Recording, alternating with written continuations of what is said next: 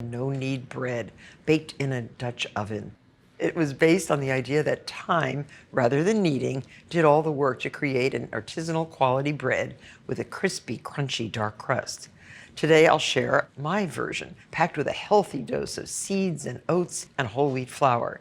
So in a bowl, there are 2 cups of bread flour. To that, add 3 cups of all-purpose whole wheat flour, half a cup of oats, and we're using rapid rise yeast, also known as instant dry yeast. So you can see it's very fine.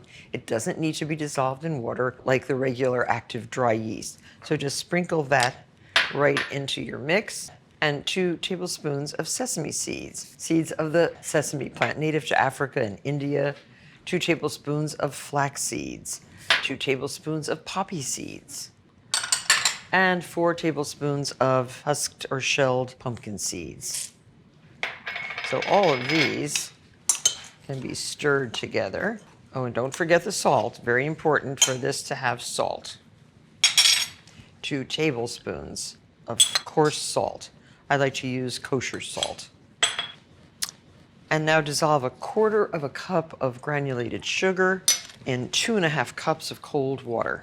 And pour that right into the dry ingredients and stir well. This is like one of the easiest recipes, and it's also very nice to serve at a dinner party. And the same bowl is going to be used for letting the bread rise. Very good.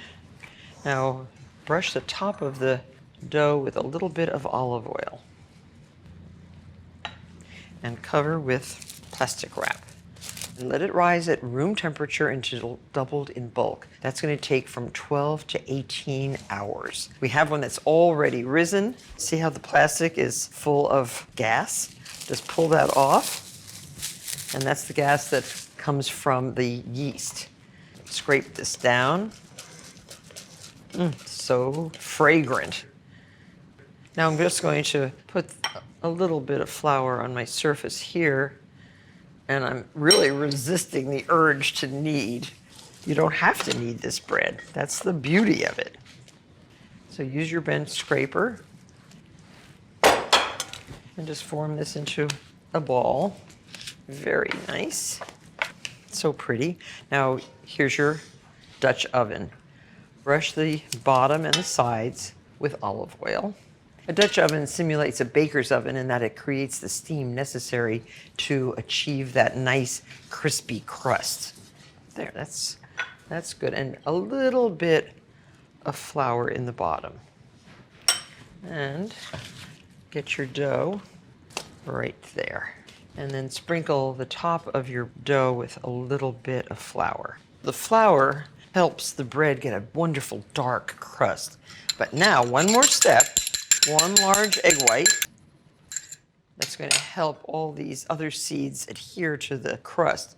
And just brush the top of the bread with the egg wash. And now sprinkle a tablespoon of flax seeds over the surface. Shiny and beautiful and nutritious. And a tablespoon of pumpkin seeds. The same seeds that you put into the dough are now being sprinkled over the top. Poppy seeds. Black poppy seeds really darken the top of this loaf. And a tablespoon of sesame seeds. Now you can use white sesame seeds or you could use black sesame seeds, which would give an even darker appearance to our beautiful bread. And now into the top of this beautiful bread, we're going to score an X. Scoring is not just to make a visually pretty design on the top of the loaf, it's also how the baker controls the direction in which the loaf expands. There, that should do it. Very beautiful. So now, cover your loaf and let this bread rise until it has expanded, doubled in bulk. Now this has been rising for almost 2 hours, and just sprinkle a little bit of water on the top. This will help create an even crispier crust. Cover and get right into a 475-degree preheated oven. Reduce the heat to 450 degrees. Bake for about 45 minutes, uncover, and bake 15 minutes longer until it has a beautiful dark brown surface. Look how gorgeous. Cool it in the pot. Slice it in half first. Look at the nice texture inside. And then just slice it this way. Look how beautiful. I can't wait. I have to try it. Some nice unsalted butter and some homemade apricot jam. That's a whole California apricot. And healthy, very tasty, and homemade. Isn't it amazing that baking bread in a pot could yield such incredible results? This is a recipe you have to try.